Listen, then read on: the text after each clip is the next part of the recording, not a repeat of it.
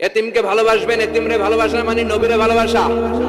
কারণ আমার নবী এতিম ছিল, ঠিক কি না? এতিমের মাথায় হাত বুলিয়ে দিবেন। আল মাসহু, খেয়াল করেন, আল মাসহু আলা রাসিল ইয়াতিম ইউসিলু কাসওয়াতাল কলব। এতিমের মাথায় হাত বুলিয়ে দিলে হৃদয়ের কাঠিন্যতা দূর করে দেয় কে?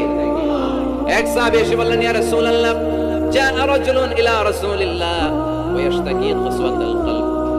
এক লোক এসে বলে, নবী, আমার হৃদয়টা বড্ড শক্ত, হৃদয় নরম হয় না, এমন কিছু আমারে শিখিয়ে দেন যাতে হৃদয়টা নরম হয়ে যায়। বিষ্ণু বললেন, তোমার তিনটা কাজ করতে বলবো। এক, ইরহামিল ইয়াতীম, এতিমের প্রতি রহমদিল হও। দুই, আমসাহ আলা রাসি, এতিমের মাথায় হাত বুলিয়ে দাও। তিন, আতইম তাআমাকা মাআহু, তোমার খাবার তার সাথে শেয়ার করো।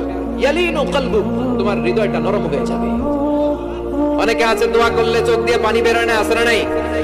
কঠিন হৃদয়, হৃদয় নরম হয় না। এতিমের মাথায় হাত বুলিয়ে দিবেন, আপনার হৃদয়টারে নরম করে দিবে কে?